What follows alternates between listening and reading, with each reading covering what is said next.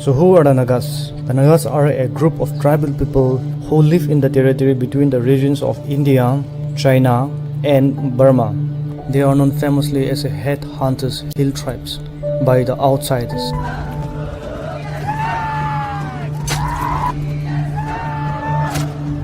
The Nagas are a tribal group of people who had lived independently in their own territory for centuries without any outside interference, contact or a conquest. So who are the Nagas? Why are the Nagas demanding for independence?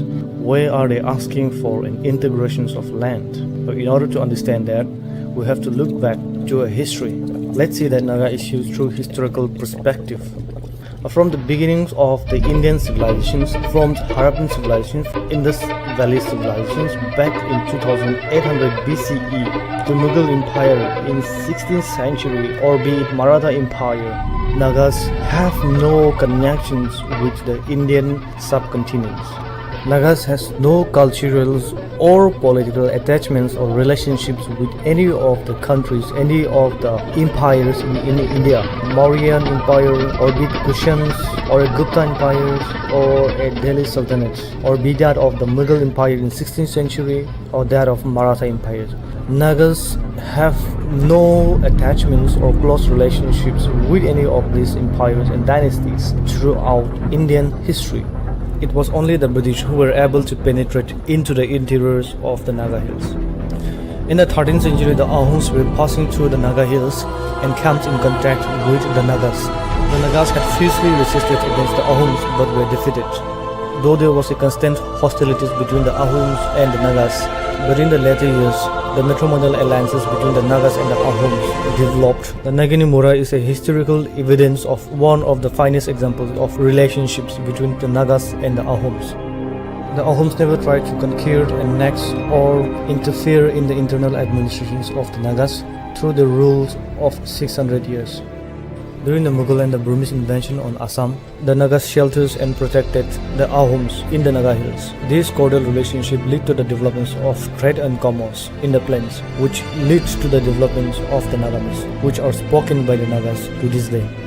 But by the beginning of the 19th century, after the Anglo-Burmese War, the Nagas comes in contact with the British. After the Anglo-Burmese War, by the Treaty of Yandambo that was signed between the Burmese and the British in 1826, it allows the British to gain the control over the territory of Assam, Kachar and Jantia Hills. So in 1832, Captain Jenkins and Lieutenant Pemberton were moving with around 700 Manipuri troops and 800 coolies, passing through the Naga Hills across the Angami territory.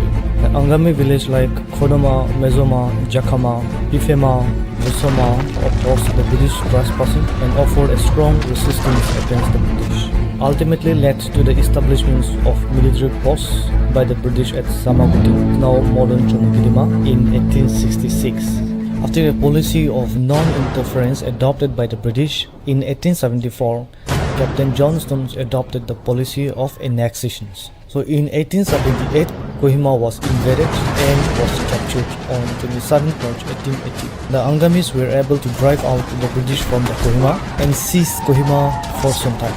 But the British sent a reinforcement under Colonel Johnston arrived at Kohima with a force of around 2,000 Manipuri troops, 30 sepoys and 50 policemen. With this force, Kohima was recaptured by the British again.